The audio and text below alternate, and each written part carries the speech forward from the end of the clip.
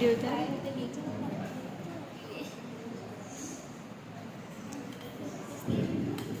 સારું કર્યો ને પોણી પીવા મળતું. નમસ્કાર. અત્રે ઉપસ્થિત માનનીય આચાર્ય શ્રી, ગુરુજનો તથા પ્રશિક્ષણાર્થીઓને આજના દિવસની શુભકામનાઓ. હું પીએટી પ્રશિક્ષણાર્થી પટેલ પૂર્વી સમગ્ર સંસ્થા વતી આપ સૌનું અહીં હાર્દિક સ્વાગત કરું છું. આજના આ કાર્યક્રમની શરૂઆત આપણે દીપ પ્રાગટ્યથી કરીશું. દીપ પ્રાગટ્ય કરવા હું માનનીય આચાર્ય શ્રી તથા મારી પર બિરાજમાન ગુરુજનોને આવકાર આપું છું. પ્રશિક્ષણાર્થી અંજલિ, ફાલ્ગુની, મીનાક્ષી તથા પલક દીપ પ્રાગટ્ય મંત્રની રજૂઆત કરશે.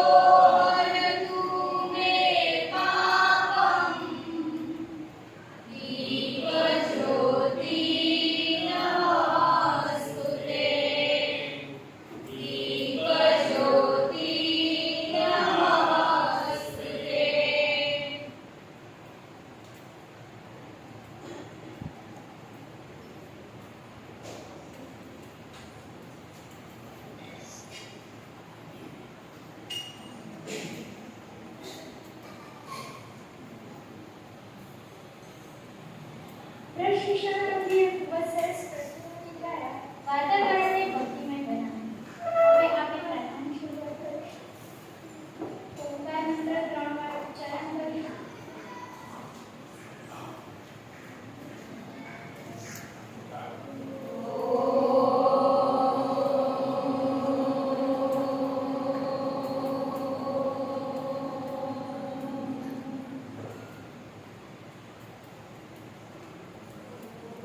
ॐ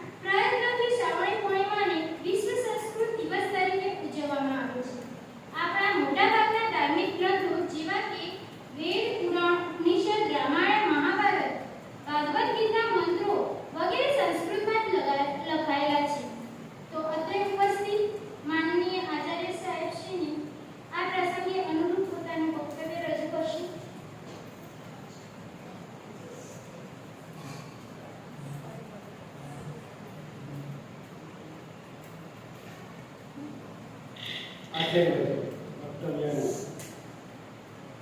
ફરીથી ગુડ આફ્ટરનૂન.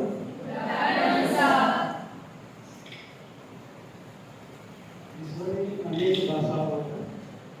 આ અનેક ભાષાઓ પૈકી એક સંસ્કૃત ભાષા. આપણે એવી માન્યતા છે કે દેવોની ભાષા. કેટલાક વિદ્વાનો પાસેથી જાણવા મળે છે કે સંસ્કૃતને તમે યોગ્ય રીતે પ્રોનાઉન્સિએશન કરતા શીખી જાઓ. હવે જો લોકો બોલો સૌથી શુદ્ધમાં શુદ્ધ ભાષા તરીકે તમારે ઉચ્ચારણ કરવાનું થાય. તો જેટલા તમારા શુદ્ધ ઉચ્ચારણ થાય એટલી તમારી સંસ્કૃત ભાષા સુશુદ્ધ થતી જશે અને આગળ વધતી જશે.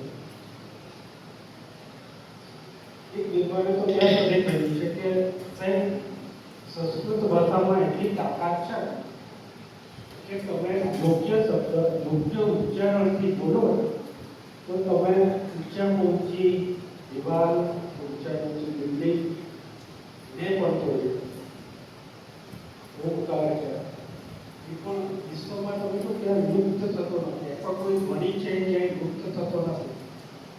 અત્યારે તમને લાગે છે કે હું જે કંઈ બોલ્યો હતો પાછળ સુધી તો સંભળાય છે પણ આ શબ્દ ક્યાંય વ્યય નથી થતો. એ દુનિયામાં વિશ્વમાં એ શબ્દ શબ્દના વિજ્ઞાન તરીકે ક્રમશઃ આગળ વધતો હોય છે. કદાચ એની ફ્રીક્વન્સી ઓછી હોય છે પણ જો તમારી સંસ્કૃતમાં બોલવાની આવડત હોય ત્રેવડ હોય તો એ ફ્રીક્વન્સી ખૂબ મોટી થઈ શકે અને તમે ધારો એ પરિણામે મેળવી શકો. આજથી 6 મહિના પહેલાં નેશનલ એજ્યુકેશન પોલિસીની મિટિંગ થઈ હતી. તો એમાં પણ જે કંઈ વિદ્વાનો આવ્યા હતા અમે લોકો ખૂબ મોટા દિગ્ગજો હતા કે જે એનઈપીના ચેરમેન હતા, એનસીપીના ચેરમેન હતા, યુજીસીના ચેરમેન હતા, યુપાના ચેરમેન હતા. આ બધા જ સેન્ટ્રલ ગવર્મેન્ટના હાયર લેવલ ઓફિસર્સ હતા. છતાં પણ ત્યાં નોટ વન ઇંગ્લિશ વર્ડ કોઈ ઇંગ્લિશ વર્ડ નહોતો ઉચ્ચારવામાં આવ્યો. તમામ બાબતોને દિલથી સમજાવવામાં આવી. એટલે આપણે એવું ના સમજીએ કે અંગ્રેજીને આપણે અવગણવાની છે. અંગ્રેજી પણ આપણે શીખવાની છે. કેટલીક ભાષાઓ કેટલીક બાબતો આપણે લુપ્ત થઈ રહ્યા છે તો જાગૃત થઈ જવાનું છે. મોબાઈલ અને ટેકનોલોજીના જમાનામાં અંગ્રેજીનો તો બહોળો ઉપયોગ કરવો છે. પણ ક્યાંક એવું ના થાય કે આપણી જે સંસ્કૃતિ છે એમાં આપણે પાછા જઈએ. વિશ્વ સંસ્કૃતિ ઉદ્યોગિક માટે એટલું જ કહેવાનું કે દરેક વ્યક્તિ તમે 20 ક્રેડિટ સિસ્ટમોમાં સમજાવો છો. ભવિષ્યમાં કદાચ આપણા ટીચર્સ ફોરેન્સમાં સંસ્કૃતમાં બીજી સબ્જેક્ટ અથવા તો બીજી મેથડના ટીચરો કરી શકે. આપણી પાસે ખૂબ સારા એવા પ્રમાણમાં જ્ઞાન છે. પુષ્કળમાં પણ તક્ષશિલા, નાલંદા આ બધા વિચારો આપણે ત્યાં હતા અને કાર્યરત હતા. પરંતુ કેટલાક એવી ક્યાંક ભૂતકાળમાં ત્યાં ધ્યાન અપાયું નથી તે બધું લુપ્ત થઈ ગયું છે. તો ક્યાંય આપણી સંસ્કૃતિ લુપ્ત ના થાય. આપણે જે જાણીએ છીએ બધું એમાં વિકાસ કરી. ઘણા બધા વૈજ્ઞાનિક સંશોધનો પણ સંસ્કૃતમાં રહેલા છે. ફોરેનર્સ આવીને સંસ્કૃતમાં રિસર્ચ કરીને ઘણી બધી એવી પેટર્ન્સને બધું બનાવી છે.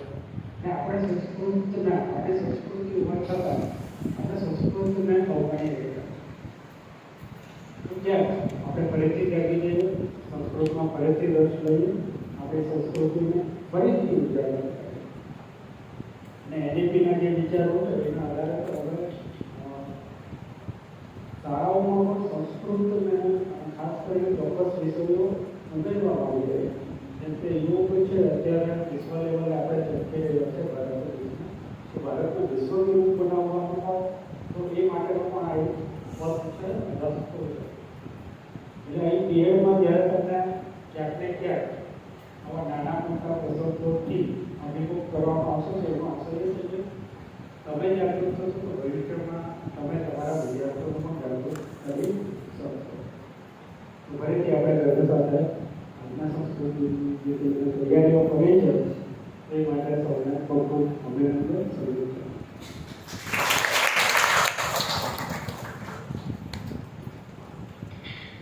સાહેબશ્રીનો ખૂબ ખૂબ આભાર. સાહેબશ્રી આપણને જણાવ્યું કે સંસ્કૃત એ સૌથી પ્રાચીન ભાષા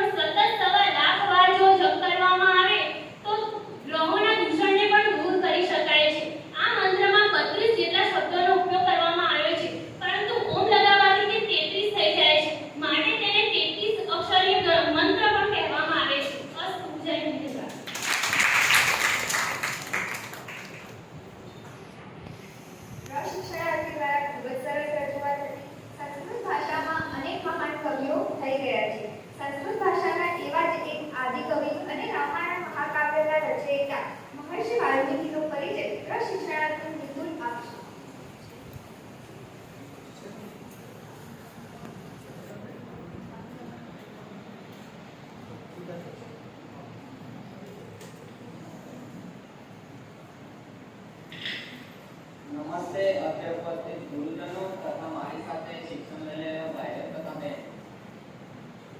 આજે હું તમને વિશ્વ સંસ્કૃત દિવસ નિમિત્તે વાલ્મીકી ઋષિ વિશે વક્તવ્ય રજૂ કરું અને મને જ્ઞાન પ્રત્યાથી સાંભળો. સંસ્કૃત ભાષામાં એક એવી ભાષા છે કે જેમાં કવિઓ પોતાના જીવન વિશેની માહિતી પોતાના ગ્રંથોમાં આપતા નથી. એવું કહેવાય છે કે આત્મસાધના ધરતી સંસ્કૃત સાહિત્યના કવિઓ પોતાના જીવન વિશેની માહિતી આપતા નથી. આત્મસાધા એટલે કે પોતે પોતાની પ્રશંસા કરવી. જે કવિઓ પોતાની રચનાઓ અને ગ્રંથો રચે છે તેમાં પોતાની માહિતી આપતા નથી. તેવી જ રીતે વાલ્મીકીના જીવન વિશે પણ પૂરતી માહિતી પ્રાપ્ત થતી નથી. કહેવાય છે કે વાલ્મીકી પહેલા રત્નાકર નામે ઓળખાતા હતા અને તેઓ પ્રચેતાના પુત્ર હતા. વાલ્મીકી એ ભીલ જાતિના લોકો જંગલમાં રહેતા હતા ત્યાં તેઓનું બાળપણ વીત્યું હતું અને તેથી તેઓ જંગલમાં આવતા જતા મુસાફરોને લૂંટતા અને પોતાની આજીવિકા ચલાવતા હતા અને પોતાના પરિવારનું ભરણ પોષણ કરતા હતા. અને આ રીતે જંગલમાં આવતા જતા મુસાફરોને તેઓ લૂંટી લેતા અને જો તે ના માને તો તેમને મારી પણ નાખતા હતા. અને આ રીતે રોજે રોજ તેઓ મુસાફરોને લૂંટે અને તેમને મારી નાખે. એક દિવસ તે જંગલમાંથી નારદમુનિ પસાર થાય છે અને રત્નાકર તે નારદમુનિને જુએ છે અને તેમને લૂંટવાનો પ્રયાસ કરે છે. ત્યારે નારદમુનિ તેમને કહે છે કે તું આ પાપ શા માટે કરે છે અને આ જે તું આ પાપ કરે છે તે માટે તારો પરિવાર ભાગીદાર થશે. ત્યારે વાલ્મીકી રત્નાકર કહે છે કે હા, મારા પરિવાર માટે હું આ પાપ કરી રહ્યો છું તો મારો પરિવાર તો આ માટે ભાગીદાર થશે જ નહીં. ત્યારે નારદમુનિ કહે છે તું પહેલા તારા પરિવારને પૂછી લો કે આ તારા પાપમાં એ ભાગીદાર થાય છે કે નહીં. ત્યારે રત્નાકર પોતાના ઘરે જાય છે અને પોતાના માતા પિતાને કહે છે કે હું આ તમારા માટે જે પાપ કરું છું તેમાં તમે ભાગીદાર થશો. ત્યારે તેના માતા પિતા કહે છે કે ના, અમે તારા પાપમાં ભાગીદાર નથી. ત્યારબાદ તેની પત્નીને કહે છે કે તું મારા પાપમાં ભાગીદાર છે. ત્યારે તેની પત્ની કહે છે કે ના, તું નહીં, કે જે પાપ કરે તે ભોગવે, અમે શું કરવા ભોગવીએ, પાપ જે કર્યું છે તારે ભોગવવું છે. અને આ સાંભળીને રત્નાકરને એવો આઘાત લાગે છે કે તે જંગલમાં પાછો કરીને નારદમુનિની પાસે જાય છે અને નારદમુનિ કહે છે કે તું આ લૂંટવાનું કામ છોડી દે, આ પાપ છોડી દે અને રામ નામનો જપ કર. અને ત્યારે નારદમુનિ ત્યાંથી જતા રહે છે અને રત્નાકર ત્યાં બેસી જાય છે અને રામ નામનો જપ કરે છે. અને રામ નામનો જપ કરતા કરતા એટલો સમય વીતી જાય છે કે તેની ઉપર તેના શરીર ઉપર ઉધેડ ચડી જાય છે. અને બીજી વાર ફરીથી નારદમુનિ તે જંગલના રસ્તાથી પસાર થાય છે અને ત્યારે નારદમુનિને રામ નામનો જાપ સંભળાય છે. ત્યારે નારદમુનિએ જોયું કે રાખડામાંથી રામ નામનો અવાજ આવે છે અને તે રાખડાને દૂર કરે છે અને ત્યાંથી તેમાંથી રત્નાકર નીકળે છે. અને આ રાખડાને સંસ્કૃતમાં વાલ્મીક તરીકે ઓળખવામાં આવે છે. તેથી રત્નાકરનું નામ વાલ્મીકી પડ્યું. અને એક દિવસ વાલ્મીકી તમસા નદીના કિનારે સ્નાન કરવા ગયા હતા અને ત્યાં તેમને જોયું કે બે પક્ષીઓ એક ઝાડ પર બેઠા હતા અને ત્યાં એક શિકારી આવે છે અને તે બે પક્ષીઓમાંના એક નર પક્ષીને મારી નાખે છે. અને ત્યારે એક જે પક્ષી બચી ગયું હોય છે તેને તે નર પક્ષીને મૃત્યુ પામ્યો હોવાથી તેને ખૂબ જ દુઃખ થાય છે. અને વાલ્મીકી આ દ્રશ્ય પોતાની આંખો સમક્ષ જોયું તેથી તેમના હૃદયમાં એટલો બધો દુઃખ થાય છે કે તેમના મુખમાંથી શિકારી માટે શ્રાપ નીકળી જાય છે. અને તે કહે છે કે મા નિષાદ પ્રતિષ્ઠા શાશ્વતી સમા યત્ર ક્રોચ વિઘ્નાદિકમ અવધિક કામ મોહિતમ. એટલે કે હે નિષાદ, તે પક્ષી યુગને હણે છે તેથી તું હજારો વર્ષ સુધી શાંતિ પામીશ નહીં. અને આ ઘટના વાલ્મીકીના આંખો સમક્ષ થઈ હોવાથી તે આ ઘટનાને ભૂલી શકતા નથી. અને ત્યારે નારદમુનિ કહે છે કે હવે રામાયણની રચના કરવાનો સમય આવી ગયો છે અને આ કાર્ય વાલ્મીકીને સોંપવામાં આવે છે અને વાલ્મીકી રામાયણનો ગ્રંથની રચના કરે છે. અને તેથી આજે આપણે વાલ્મીકીને દેવર્ષિ, મહર્ષિ અને ત્રિલોકદર્શી તરીકે ઓળખીએ છીએ. અને ત્યારબાદ વાલ્મીકીએ મોટો એવો રામાયણ નામનો ગ્રંથની રચના કરી. જય હિન્દ, જય ભારત.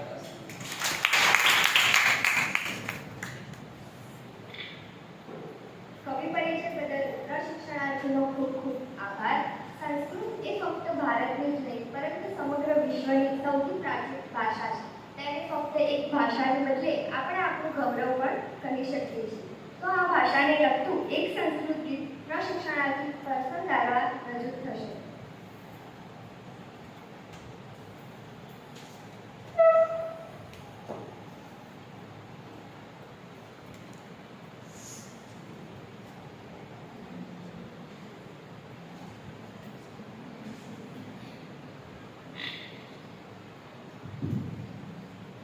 ઉપસ્થિત આદરણીય પ્રિન્સિપાલ સર તથા ગુરુજનોને મારા નમસ્કાર તથા મારી સાથે કાર્ય કરી રહેલા કાર્યવાહી મિત્રોને મારા નમસ્કાર. આજે હું તમારી સમક્ષ શિવની મહિમા ગાતું એક સંસ્કૃત ગીત રજૂ કરીશ, જેના શબ્દો છે જટાકટા.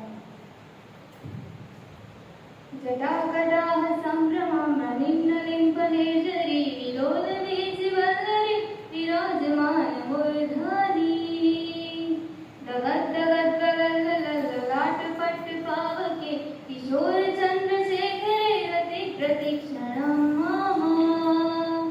કોયમ કુતુર્મયાત સર્વતો દિક્ષુ હે તેજૈવાવૃત પરવર્તિતે બાહુ કથાઃ ભગીરથિ કામપેતિ શિવો નન્વલોકતામિમાં વિચિત્રમાયાં ધરાધરેન્દ્ર નંદિની વિલાસ બંધુ રસપ્રવૃત્તિ ગંધ સંતતિ પ્રમોદમાન માનસે કૃપા કટાક્ષ ધોરણી નિરુત્તરાપી ક્વચિત દિગંબરે મનો વિનોદ હેતુ વસ્તુની જડાભુજંગ પિંગલ સ્ફુરત ફણામણિ પ્રભ કદંબ કુંભમાત્રવ પ્રવિપ્તતિક્તધૂમુખે મદાંધ સિંધુર સ્ફુરત ઉત્તરીય મેધુરે મનો વિનોદમદ્ભુતમ વિવર્ધ ભૂત ધર્તરી.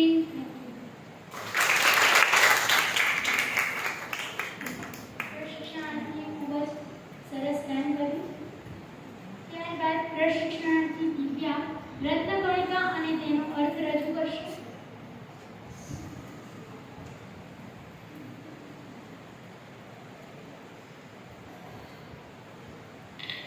અત્રે ઉપસ્થિત ગુરુજનો તથા મારી સાથે અભ્યાસ કરી રહેલા પ્રશિક્ષણાર્થી મિત્રો, આજે હું તમને એક મહત્વની રત્નકણિકા વિશે થોડી માહિતી આપીશ, જે તમે સૌ ધ્યાનથી સાંભળશો. આ રત્નકણિકાનું નામ છે કર્મણે વાતિકા રસ્તે માં ફલેષુ કદાચ, અર્થાત કર્મ કરવાનો જ તારો અધિકાર છે, ફળમાં ક્યારેય નહીં. આ રત્નકણિકા શ્રીમદ ભગવદ્ ગીતાના એક શ્લોકમાંથી લેવામાં આવી છે. આ શ્લોક સ્વયં ભગવાન શ્રી કૃષ્ણ દ્વારા ગાવામાં આવે છે. અહીં જ્યારે મહાભારતનું યુદ્ધ ચાલતું હોય છે, ત્યારે કુરુક્ષેત્રના મેદાનમાં અર્જુન પોતાની સામેના પક્ષમાં પોતાના સ્વજન ભાઈઓ અને ગુરુજનોને જુએ છે અને તેનું હૃદય દ્રવી ઉઠે છે. તે શ્રી કૃષ્ણને કહે છે કે હે માધવ, આ પોતાના સ્વજનોને મારીને મારે કેવી રીતે સુખપૂર્વક જીવન વ્યતીત કરવું? તેથી આમ કહીને તે યુદ્ધ કરવાની ના પાડે છે. ત્યારે શ્રી કૃષ્ણ તેને કર્મનો મહિમા સમજાવતા કહે છે કે કર્મણે વાતિકા રસ્તે માં ફલેષુ કદાચ, એટલે કે કર્મ કરવાનો જ તારો અધિકાર છે, ફળમાં નહીં. તેથી તું ફળની ચિંતા કરીશ નહીં અને માત્ર કર્મ જ કર. અહીં કર્મના બે પ્રકારની વાત કરવામાં આવી છે. એક છે સકામ કર્મ અને બીજું છે નિષ્કામ કર્મ. તો સકામ કર્મ એટલે જે કર્મ ફળની આશા રાખીને કરવામાં આવે, એટલે કે ફળ મેળવવાની ઈચ્છાથી જ કરવામાં આવે, તેને સકામ કર્મ કહેવામાં આવે છે. જે કર્મ સ્વાર્થી અપેક્ષાઓ અને પોતાના હિતને ધ્યાનમાં રાખીને જ કરવામાં આવતું હોય છે. આપણે બધા જાણીએ છીએ કે આપણી આસપાસ ઘણા એવા લોકો હોય છે જે ડ્રગ વગેરે જે વસ્તુઓ કરતા હોય છે. તો તેમાંથી અમુક લોકો કંઈક ને કંઈક મેળવવા માટે જ આ બધું કરતા હોય છે. તેને આપણે સકામ કર્મ કહી શકીએ. અને નિષ્કામ કર્મ એટલે જે કર્મ ફળની આશા રાખ્યા વગર નિષ્કામ ભાવે કરવામાં આવે છે, તેને નિષ્કામ કર્મ કહેવામાં આવે છે. આ સંસારમાં જીવન અને મરણનું એક ચક્ર ચાલતું હોય છે. તે માત્ર કર્મને આધારે જ ચાલતું હોય છે. દરેક જીવ પોતાના કર્મને આધારે જુદી જુદી યોનિઓમાંથી જન્મ લેતો હોય છે. જે માણસ સકામ કર્મો કરે છે તે માત્ર જીવન અને મૃત્યુના ચક્રમાં બંધાયેલો રહે છે. તે ક્યારેય આ બંધનમાંથી મુક્ત થઈ શકતો નથી. અને જે માણસ સતત નિષ્કામ કર્મ કરતો રહે છે તે મુક્તિને પામે છે. માટે નિષ્કામ કર્મને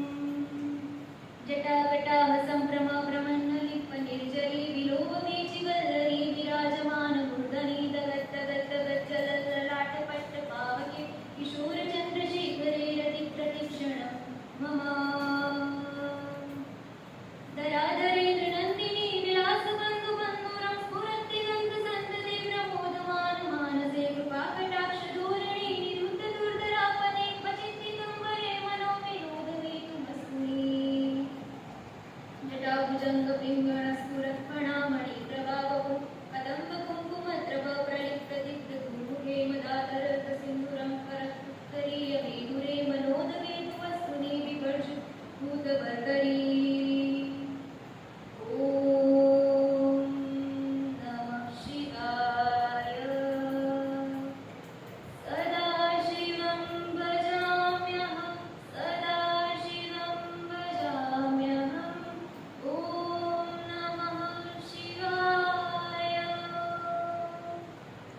सहस्रलोचन प्रभुत्व शेखलेख शेखरे प्रसून दूर धोरिणी विसुधरा पीठं भुजङ्गराजमालया निबद्धजात शूटक श्रीचराय जायतं चकोरबन्धुशेखरः ॐ ललाटचत्वरज्जलधनञ्जय स्फुलिङ्गपाणि पीतपञ्चसायकं नमन्निलिम्बनायकं सुरामयामुलेखया विराजमान शेखरे महाकपालपन् शिरोजटालमस्तुनम् करालबालपट्टिगदगदगदगज्जलधनञ्जयदयिकृता प्रचण्डपञ्चसायके करालयैकनन्दिनी कुचाग्रचित्रपत्रकप्रकल्पने पिशत्तिनी त्रिलोचनी मतिर्मोहा नवीनमेघमण्डली निरुद्धदुर्गरस्फुरपूर्णशीलतं प्रभप्रबन्धुकूटकन्दराणि लेपनिर्जरी सनोतपूजिते सिन्दूरगणानिदारबन्धुरश्रिये जगद्दुरन्धरः ॐ प्रफुल्लनीलपङ्कज प्रपञ्चकालिमप्रभ विलम्बकण्ठकन्दरि रुचिप्रबद्धकन्दरं स्मरच्छिदं पुरच्छिदं भवच्छिदम् अखच्छिदं गजच्छिदान्तकच्छिदं नमन्तकच्छिदं भजे अगर्व सर्वमङ्गला कराकदम्बमञ्जरी रसप्रवाहमाधुरी विजृम्भणां मृदुव्रतं स्मरान्तकं पुरान्तकं भवान्तकम् अखान्तकं गजान्तकान्तकान्तकं समन्तकान्तकं भजे ॐ नमः शिवाय थैंक यू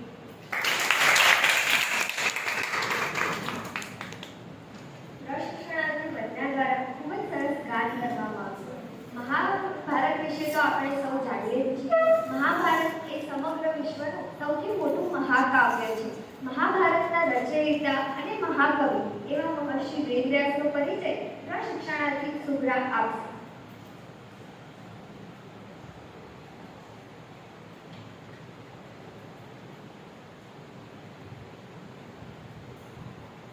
અત્રે ઉપસ્થિત ગુરુજનો તથા મારી સાથે અભ્યાસ કરી રહેલા તાલીમાર્થી મિત્રોને મારા નમસ્કાર. આજે હું તમને મહર્ષિ વેદવ્યાસ વિશે જણાવીશ, જે તમે ધ્યાનથી સાંભળો. પરાશર મુનિ સત્યવતી તરફ આકર્ષાયેલા. પરાશર મુનિથી સત્યવતીને કુમારિકા અવસ્થામાં જ એક પુત્ર થયું, જે મહર્ષિ વ્યાસ તરીકે ઓળખાયા. મહર્ષિ વ્યાસ શ્યામ વર્ણના હોવાથી તેઓ કૃષ્ણ તરીકે પણ ઓળખાતા હતા. કુમારિકા અવસ્થામાં સત્યવતીને પુત્રની પ્રાપ્તિ થઈ ગઈ હોવાથી તેમણે દ્વીપ ઉપર પોતાના પુત્રનો ત્યાગ કર્યો હતો. તેથી તેમણે દ્વૈપાયન તરીકે પણ ઓળખાય છે. મહર્ષિ વ્યાસ વેદોનું ખંડન કરીને તેમણે વ્યવસ્થિત ગોઠવ્યા હતા. તેથી તેમનું નામ વેદવ્યાસ પડ્યું હતું. પૌરાણિક કથા અનુસાર એવું માનવામાં આવે છે કે કાશી રાજાને બે દીકરીઓ હતી, માં અંબા અને અંબિકા. આ બંને પુત્રીઓને ભીષ્મ પિતામહ સ્વયંવરમાં જીતીને પોતાના ભાઈ શાકાભાઈ વીર વિચિત્ર વિજય માટે જીતીને લાવ્યા હતા. પરંતુ તેમાંથી એક બહેન બીજા રાજા પ્રત્યે આકર્ષાયેલા હોવાથી ભીષ્મ પિતામહે તેમનું મુક્તિ કરી અને એ રાજા પાસે જવા માટે કીધું, પણ એ રાજાએ તેમનો સ્વીકાર કર્યો નહીં. તેથી માં અંબાએ ખીજાઈને ગુસ્સામાં આવીને તપ કર્યું અને ભીષ્મ પિતામહની સામે એમનો તપ કરીને એમનું મૃત્યુનું વરદાન શિવ પાસેથી મેળવ્યું. તેથી તેઓ બીજા અવતારમાં શિખંડીના રૂપે રાજા દ્રુપદની પુત્રી તરીકે આવ્યા. મહર્ષિ વ્યાસનું પ્રદાન. મહર્ષિ વ્યાસે મહાભારત કાવ્યની રચના કરી છે. મહાભારત કાવ્ય આજે પણ આપણા મનુષ્યના જીવનમાં અને સંસ્કૃતિમાં જોવા મળે છે. મહાભારત કાવ્ય માટે એવું કહેવામાં આવે છે કે વ્યાસોચ્છિષ્ટમ જગત સર્વમ. મહાભારત કાવ્ય માટે એવું પણ કહેવામાં આવે છે કે જે મહાભારતમાં છે તે બધી દુનિયામાં છે, પણ જે મહાભારત કાવ્યમાં નથી તે બીજે ક્યાંય નથી. મહાભારત કાવ્યમાંથી આપણને એક મહાન ગ્રંથ ભગવદ્ ગીતા પણ પ્રાપ્ત થઈ છે. તેના 700 જેટલા શ્લોકો છે. તેમાં મનુષ્યની આચાર સંહિતા અને જીવનના શાશ્વત દર્શનોનું નિદર્શન કરવામાં આવ્યું છે. મહાભારત કાવ્યના મહર્ષિ વ્યાસે મહાભારત કાવ્ય ઉપરાંત 18 પુરાણોની પણ રચના કરી છે. તેના માટે એક શ્લોક છે કે અષ્ટાદશ પુરાણેષુ વ્યાસસ્ય વચનધમ પાપાય પુરાણેષુ પરગણ્યમ.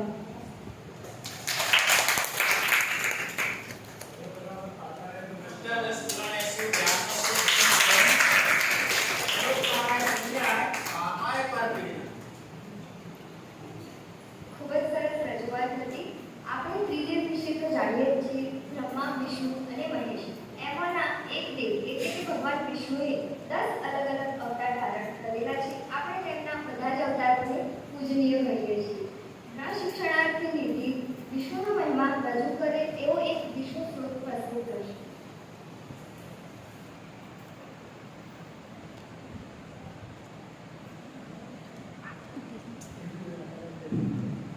અત્રે ઉપસ્થિત ગુરુજી તથા તાલીમાર્થી મિત્રોને મારા નમસ્કાર.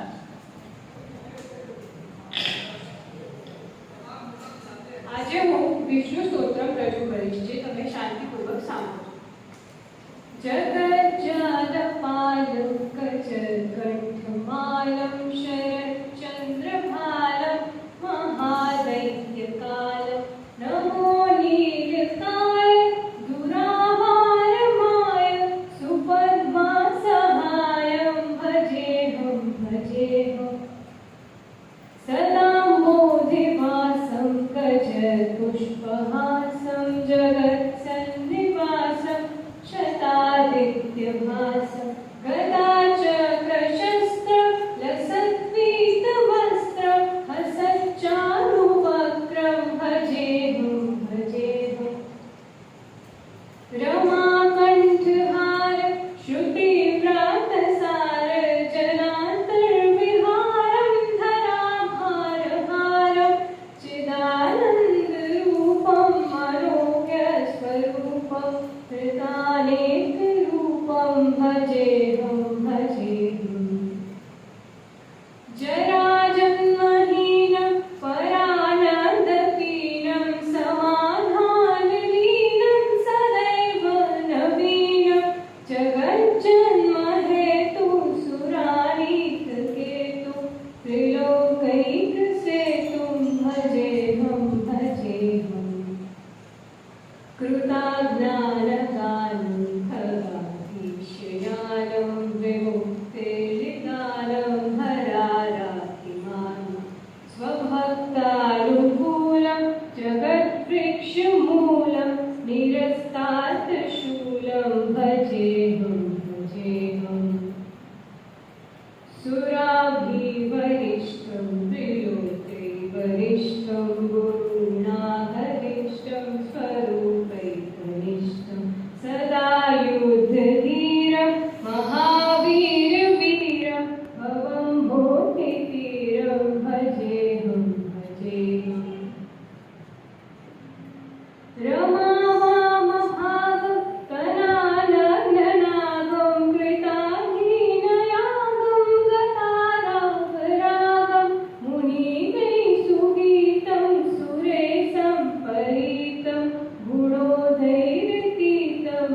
भजेऽहं भजेऽहं गुणोधैर्यतीतं भजेऽहं भजेऽहं गुणोधैर्यतीतं भजेऽहं भजेऽहं. Thank you.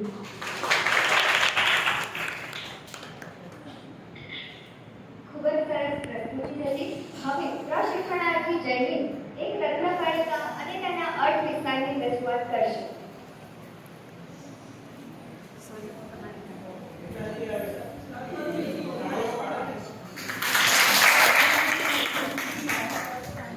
વિદ્યાદેવી માં સરસ્વતી મંદિરના પ્રાંગણમાં ઉપસ્થિત ગુરુજનો, આચાર્ય સાહેબ અને મારી સાથે સંસ્કારોનું સિંચન કરી રહેલા તાલીમાર્થી ભાઈઓ તથા બહેનો, સર્વેને મારા જય શ્રી કૃષ્ણ.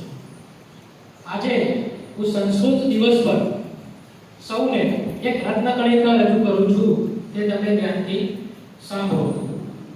યત્ર નાર્યસ્તુ પૂજ્યતે તત્ર રમન્તે દેવતા, યત્ર તાસ્તુ ન પૂજ્યતે સર્વાસ્ત ફલા ક્રિયા. અર્થાત જે પરિવારમાં નારીનું માન, સન્માન અને પૂજન થાય છે ત્યારે તેને ત્યાં ઈશ્વરનો વાસ હોય છે, અને જે પરિવારમાં નારીનું માન, સન્માન અને પૂજન નથી થતું ત્યાં ઈશ્વરનો વાસ નથી હોતો. અર્થાત કે કોઈ કામમાં એને સફળતા નથી મળતી, કોઈ કામમાં એને ફળ પણ પ્રાપ્ત થતું નથી. તો ચાલો આપણે આને સવિસ્તાર સમજીએ. આપણે તાજેતરમાં જ કોલકાતામાં જે દુર્ઘટના બની એ વિશે સૌ આપણે પરિચિત છીએ. દીકરી સામેના દરેક અસલામતીના પડકારો એ ઝઝૂમી રહી છે. સમાજમાં ખોટી માનસિકતા ધરાવતો વર્ગ કે મારે તો દીકરો જ જોઈએ, દીકરી નહીં, આવી માનસિકતા ધરાવતો વર્ગ કે ઘૂંટડી વાળીએ આગળ થાય પણ ફરે નહીં તો શું કામનું, કે દીકરી આપણને શું વળતર આપવાની. અને ભાઈ, એમાં શિક્ષણ અને ગુણ સંસ્કારની કલમ તો નાખી જુઓ, પછી ખબર પડશે કે એ ફળની મીઠાશ કેટલી છે, એ ફળની સુવાસ કેટલી છે અને એ ફળના ગુણો કેટલા છે. 21મી સદી એ જ્ઞાનની સદી, વિજ્ઞાનની સદી, પણ શું એવું નથી લાગતું કે 21મી સદી એ થોડી સભાનપણાની સદી હોવી જોઈએ, થોડી જાગૃતિની સદી હોવી જોઈએ? કારણ કે નારી શક્તિના દરેક પડકારોને આપણે જો નજર સમક્ષ લાવીએ ને તો ખબર પડે કે એની કથની કેટલી હૃદયદાવક અને કાઢું કંપાવનારી છે. ભારત વર્ષનો પ્રાચીન ઇતિહાસ એ નારી શક્તિનો સુવર્ણકાળ રહે છે. તો પછી કયા કારણોસર આ પ્રવાહ ઉદ્ભવ્યો? એ માત્ર અજ્ઞાની લોકો કે જે શિક્ષિત નથી તેવા લોકો? તો સાંભળો, નારી શક્તિના વિવિધ સ્વરૂપો જન્માષ્ટમીના હર્ષો ઉલ્લાસના રંગ સમાન, પારિજાતના પુષ્પના રંગ સમાન, પ્રેમ અને વાલના અનન્ય સમન્વય સમાન. નારી શક્તિનું પ્રથમ સ્વરૂપ જે હૈયાની આરપાર જાય છે તે છે પુત્રી સ્વરૂપ. દરેક સ્ત્રી માટે એક એવો સત્પુરુષ હોય છે જે તેની સંવેદનાને બારોબાર સમજી શકે, તે છે પિતા. અને પિતા માટે દરેક એના જીવનમાં એની પુત્રી મહત્વની હોય છે. નારી શક્તિનું બીજું સ્વરૂપ એટલે હોળીના હર્ષોલ્લાસના રંગ સમાન નારીનું બીજું સ્વરૂપ એ સખી સ્વરૂપ. તે દરેક પરિસ્થિતિમાં પોતાને મદદ કરવા માટે, સર્વેને મદદ કરવા માટે તત્પર રહે છે. તેને દરેકે દરેક એની સંવેદનાને એ વિસ્તરે છે. એટલે નારી શક્તિનું ઉત્તમ સ્વરૂપ એ સખી સ્વરૂપ છે.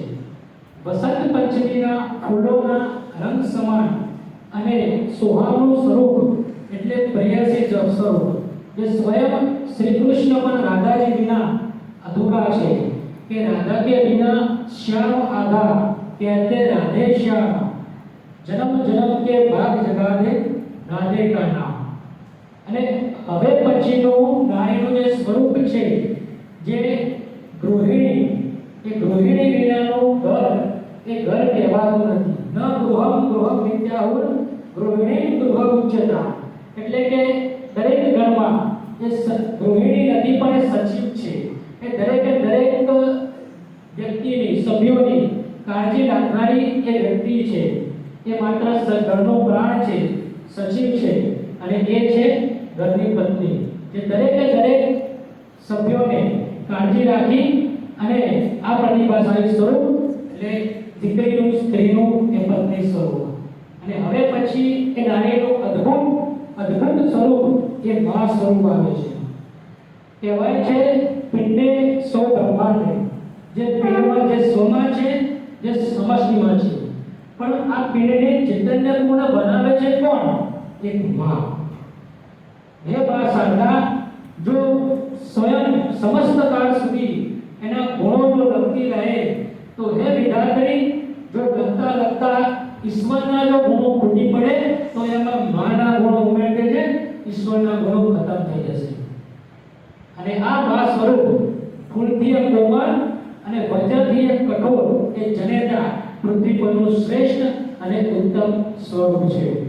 નારી શક્તિના વિભિન્ન સ્વરૂપો એની પાછળ એક જ ઉર્જાઓ કામ કરે છે, અને તે છે અપાર પ્રેમ, સ્નેહ, કરુણા, લજ્જા, ખમીર, ખંડ. આ ખમીર એ ઈશ્વરે પૃથ્વી પર કરેલું અદ્ભુત સર્જન છે. જે માં નવ દુર્ગા સ્વરૂપે એ આવી શકે છે, મા ચંડી સ્વરૂપે પણ એ સમાજને બતાવી શકે છે. હે સમાજ, હે અજ્ઞાની સમાજ, તું જ્ઞાન પ્રાપ્ત કર, તું શિક્ષિત બન, તું તારી વિચારધારા બદલ, તું માનસિકતા બદલ, નહીં તો આ મહાન ભારત પણ મહાભારતમાં પરિણમશે. અને હે સમાજ, તું સ્ત્રીને આદર કર, સન્માન કર, સત્કાર કર, ત્યારે જ આપણે કહી શકીશું કે યત્ર નાર્યસ્તુ પૂજ્યતે તત્ર રમન્તે વેદા. અસ્તુ. જય હિન્દ, જય ભારત.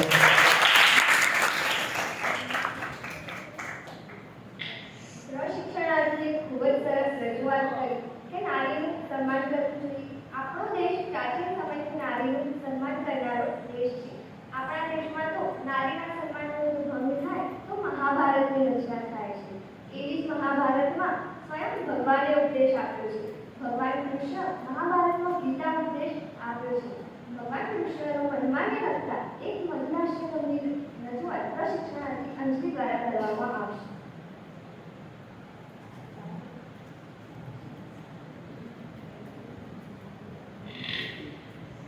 અત્રે ઉપસ્થિત આચાર્યશ્રી, ગુરુજનો તથા મારી સાથે અભ્યાસ કરી રહેલા તાલીમાર્થીઓ, અત્રે હું મધુરાષ્ટકમનું ગાન કરીશ કે તમે શાંતિથી સાંભળજો.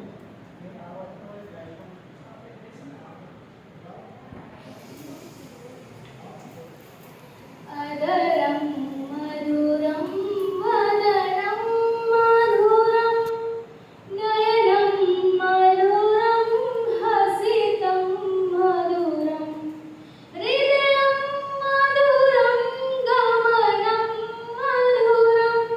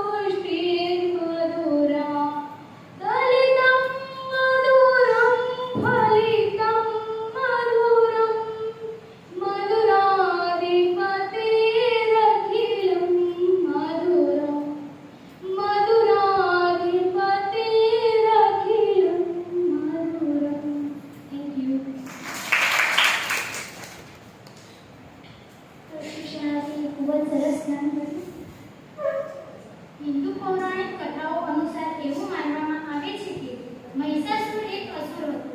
તેના પિતા અસુરોના રાજા હતા. માં નવદુર્ગાએ મહિષાસુર સામે યુદ્ધ કર્યું અને તેને મારી નાખ્યો. ત્યારબાદ તેણીનું નામ મહિષાસુરમર્દિની રાખવામાં આવ્યું.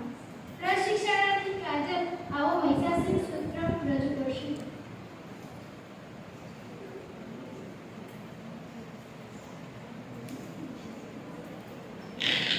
અત્રે ઉપસ્થિત ગુરુજી તથા મારી સાથે તાલીમ લઈ રહેલા તાલીમાર્થી વિદ્યાર્થી મિત્રોને મારા નમસ્કાર.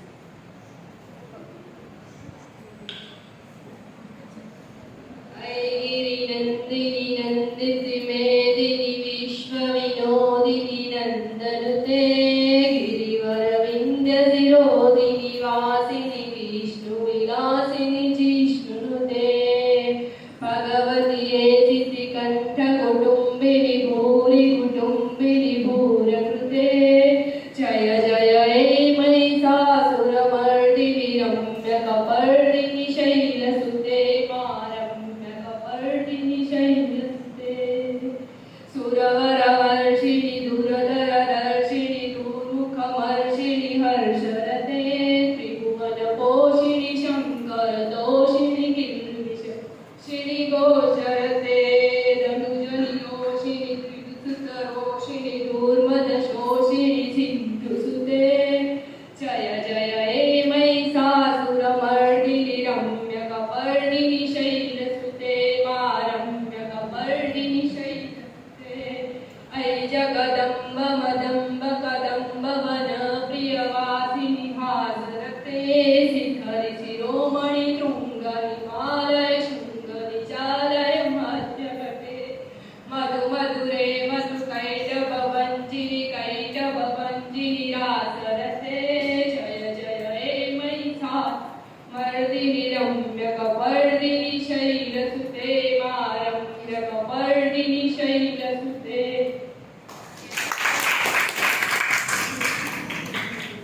પ્રશિક્ષણાર્થીએ ખૂબ જ સરસ પ્રસ્તુતિ કરી. સંસ્કૃત ભાષાના પ્રખર કવિ, નાટ્યકાર, મહાકવિ કાલિદાસ, જેને આપણે કુલગુરુ તરીકે પણ ઓળખીએ છીએ, આવા મહાકવિ કાલિદાસનો પરિચય પ્રશિક્ષણાર્થી વિશાલ આપશે.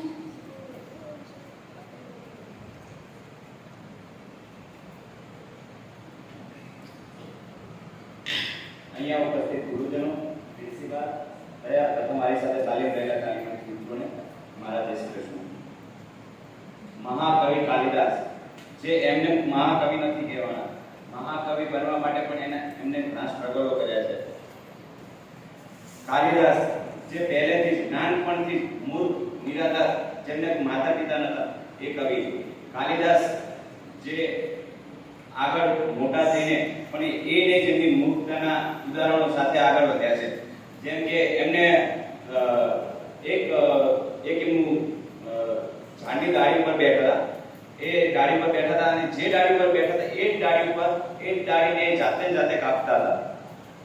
એમના આ ઉદાહરણ જોઈ બીજા બાજુમાંથી નીકળેલા માણસોને આ ઉદાહરણ એમને આની પ્રક્રિયા જોઈને એમને વિચાર આવ્યો કે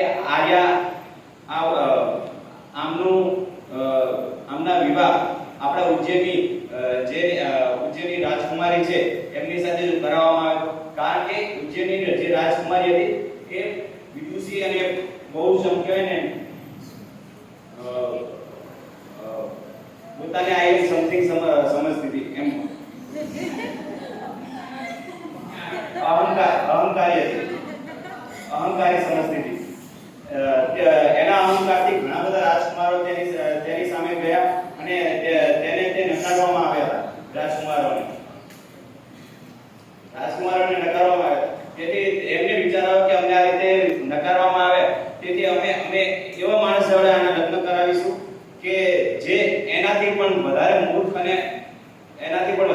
હોય એનાથી લગ્ન કરાવીશું. એ દિવસ વિચાર કરીને કવિ કાલિદાસને એમને વિદ્વાન બનાવીને એમના રાજ દરબારમાં લઈ ગયા. રાજ દરબારમાં લઈ જઈને કીધું કે આ મહાન વિદ્વાન, એમને એવું પ્રસિદ્ધ કર્યું કે આ મહાકવિ છે. પ્રિય કુંજના લગ્ન કવિ કાલિદાસ સાથે કરાવ્યા અને કવિ કાલિદાસને તે રાત્રે પહેલી જ રાત્રે બેઠા હતા અને રાત્રે બારીમાં બેઠા હતા અને રાત્રે સામેથી ઊંટ નીકળ્યો ત્યારે કવિ કાલિદાસ બોલ્યો અને ઉસ્ક ત્યારે રાજકુમારી ગુસ્સે થઈને બોલ્યા અસ્તિ કચતી વાઘ વિશેષ ત્યારે આનો જવાબ કાલિદાસ કઈ આપી શક્યા નહીં ત્યારે રાજકુમારી તેને ધુતકારીને કાઢી મૂક્યા એ દિવસે કાલિદાસને અપમાનિત થઈને ત્યાંથી નીકળીને આગળ ચાલીને જંગલમાં જઈને મહાકાલીનું તપ કર્યું અને મહાકાલીનું તપ ઘણા વર્ષો સુધી કર્યું અને ત્યાંથી કાલીમાં તેમની પર પ્રસન્ન થયા અને એના 3 શબ્દો અસ્તિ કચતી વાઘ વિશેષના શબ્દો ઉપરથી કાલીની ઉપાસના અને આરાધનાની આરતી તેના પર દેવીની કૃપા થઈને જેને અસ્તિ શબ્દ શરૂ થતી 3 કૃતિઓ કુમાર સંભવ મેઘદૂત અને વાઘ ઉપરથી રઘુવંશ એમ 3 કૃતિઓની રચના થઈ અને 3 કૃતિઓમાંથી એક કૃતિ મેઘદૂતની રચના એક અલકાપુરી હાલનું નેપાળ અલકાપુરીના યક્ષ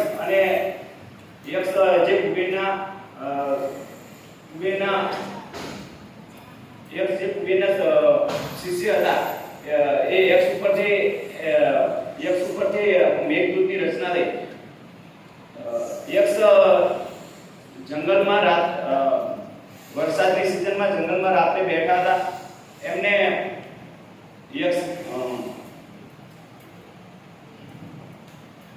જંગલમાં રાત્રે બેઠા હતા અને જ્યારે એમને એ સમયે એમની પત્નીની યાદ આવી ત્યારે એમને વરસાદને જે વાદળો બંધાયા એ વાદળોની સાથે તેમની પત્નીને તેમને વાદળોને દૂત બનાવીને તેમને સંદેશો મોકલ્યો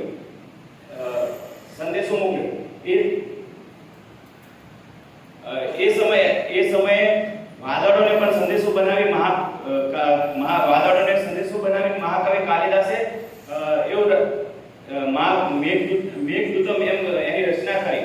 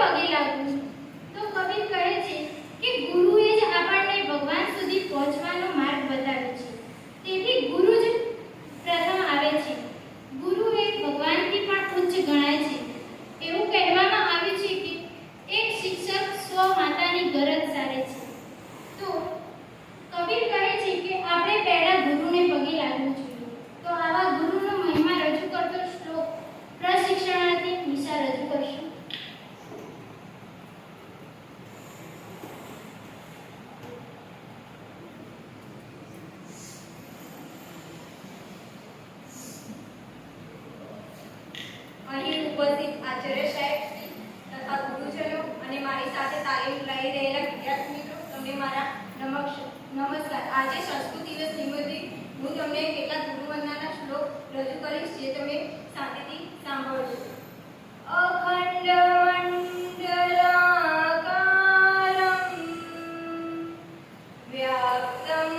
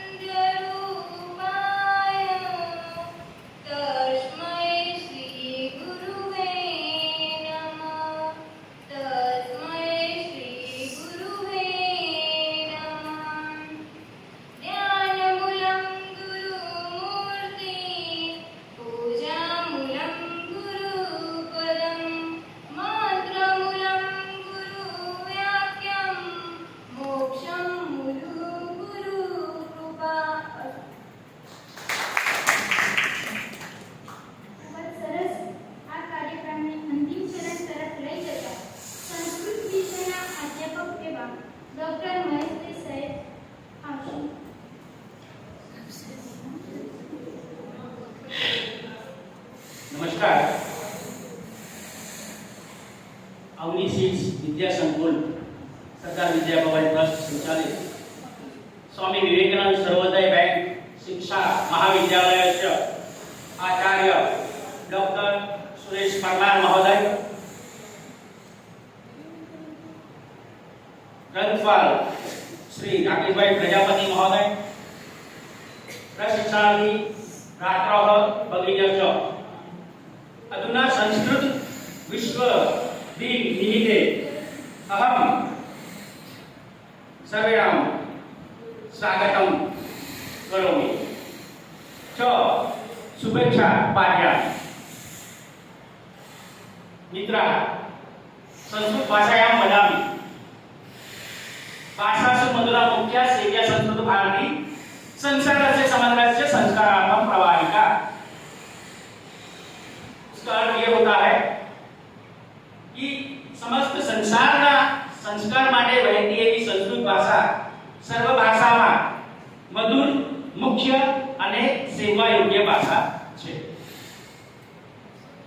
સંસ્કૃત ભાષા ભારતस्य અતિ પ્રાચીનતમ एवं संस्कार भाषा છે. संस्कृत भाषा भारतस्य इंडो आर्यन मूलस्य भाषा. संस्कृत भाषा भारतस्य अति प्राचीनतम भाषा. संस्कृत भाषा देव भाषा. संस्कृत भाषा समास प्रचुर भाषा. संस्कृत भाषा संधियुक्त च संधिमुक्त भाषा. संस्कृत भाषा पदक्रम युक्त च पदक्रम मुक्त भाषा. संस्कृत साहित्य संस्कृत भाषाए विपुल शब्द भंडोरः सन्ति. संस्कृत समास प्रचुर भाषा. संस्कृत साहित्ये विद्यमानाः विविधाः सूक्तयः, श्लोकाः, मन्त्राः, सुभाषितानि, वाक्यानि अस्मान् अभ्युदयाय प्रेरयन्ति. भारतवर्षे संस्कृत भाषायाः उपयोगः प्रतिदिनं भवति तं वयं न जानामि. प्रशासनस्य विविध विभागेषु समाजस्य विविध क्षेत्रेषु च ध्येयवाक्यरूपेण संस्कृत सूक्तीनां प्रयोगं पश्यामः वयं. सत्यमेव जयते इति भारतस्य राज्यं. सा विद्या या विमुक्ता इति सूक्तिः गुजरात विद्यापीठे शोभति. योगः कर्मसु कौशलम् इति सूक्तिः गुजरात विश्वविद्यालये शोभति. पावकाः नः सरस्वती इति सूक्तिः हेमचंद्राचार्य उत्तर गुजरात विश्वविद्यालये शोभति. सत्यं शिवं सुंदरम् इति सूक्तिः दूरदर्शन विभागेन शोभति. मित्राः, वयं सर्वे जानामः आवां सर्वे संस्कृत भाषायां प्रार्थनायां गुरुवंदना, सरस्वती वंदना, वंदे मातरं गीत इदं सर्वं संस्कृत भाषायां कुर्वन्ति. संस्कृत भाषायां विद्यमानाः विविधाः साहित्यकाराः महाकवि भास, महाकवि कालिदास, महाकवि भवभूति अभवन्. संस्कृत साहित्ये भरतमुनिस्य नाट्यशास्त्र अति प्राचीन अति महत्वं ग्रन्थः अस्ति. ऋग्वेद, सामवेद, यजुर्वेद, सामवेद इदं चतुर्वेदा संस्कृत साहित्यस्य महत्वं शास्त्रम्. ऋग्वेद विश्वस्य अति प्राचीनतम ग्रन्थः च. आयुर्वेद भारतस्य पंचम वेदा. संस्कृत साहित्ये आचार्य चरक, आचार्य मिहिर, आचार्य वारामी, आचार्य सुश्रुत, आचार्य चरक इत्यादि महान वैज्ञानिक च आर्यभट्ट, गणित शास्त्री अभवन्. रामायण च महाभारतम भारतस्य सांस्कृतिक महाकाव्यम्. Sanskrit is cradle of culture. Sanskrit ભાષા એ ભારતીય સંસ્કૃતિનું પારણું છે અને મુક્તિનું પારણું છે. Sanskrit language is garden of wisdom. Sanskrit ભાષા એ દાપણનો બગીચો છે. સંસ્કૃતનું રસપાન કરીને માનવ માનવમાંથી મહામાનવ, દિવ્ય માનવ અને વિશ્વ માનવ બની શકો છો. અહીંનો માર્ગ મુક્તિ માંગે. એ મુક્તિ માટે નું શ્રેષ્ઠ કોઈ માર્ગ હોય તો એ સંસ્કૃત છે. મિત્રો, સંસ્કૃત વિશે એવું પણ કહેવાયું છે કે સંસ્કૃત એ વિશ્વમાં ભારતની આગવી ઓળખ છે. સંસ્કૃત સાહિત્યનો વિશ્વના અનેક દેશોમાં અભ્યાસ થાય છે. સંસ્કૃત સાહિત્ય અનેક રામાયણ, ગીતા, ઉપનિષદ, મહાભારત, પુરાણ, વેદ, વેદાંત, મહાન શાસ્ત્ર અભવ इदं सर्वं स्पष्टीकरोति यत् संस्कृत भाषा भारतस्य मंदाकिनी च संस्कृत भाषा भारतस्य आधारभूता जीवनभूता. Thank you. आभार. સાહેબનો ખૂબ ખૂબ આભાર. અંતે આ કાર્યક્રમને વંદે માતરમ ગીત દ્વારા પૂર્ણ કરીશું. તો પ્રશિક્ષણાર્થી કિંજલ.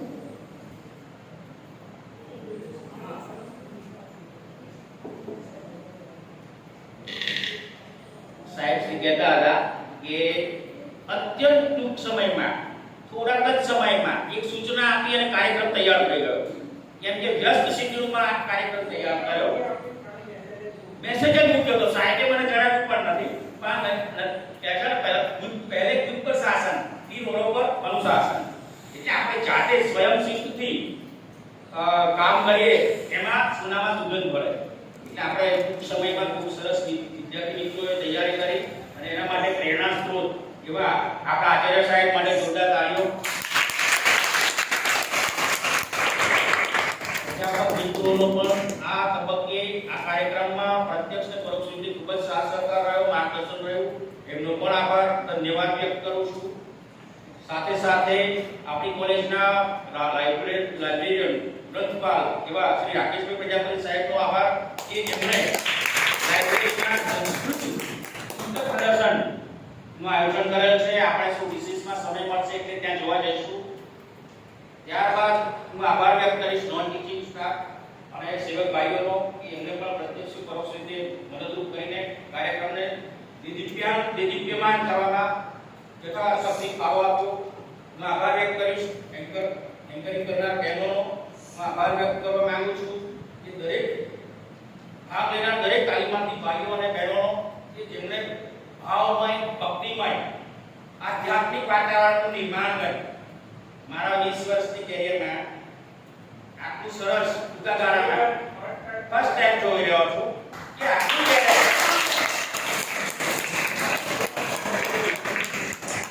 બધું ટેલેન્ટ પહેલી વાર જોવા મળ્યું અને આટલું સરસ ભક્તિમય વાતાવરણ. તમે જો દરેક મિત્રો કેવું શાંતિથી સાંભળતા હતા, શાંતિથી જોતા હતા, કોઈ આગા પાછા પણ નતા થતા. હા એટલે આ તબક્કે મને કામ કરવાની, આ કાર્યક્રમને રજૂઆત કરવાની, આયોજન કરવાની તક સાહેબશ્રીએ આપી તે બદલ સાહેબશ્રીનો ફરીથી આભાર વ્યક્ત કરું છું અને તમારો ખૂબ ખૂબ આભાર. મારા તમારી યોજના કરું છું. જય હિન્દ, જય ભારત, ભારત માતા કી જય, જય હિન્દ સંસ્કૃતમ, વદતી સંસ્કૃતમ.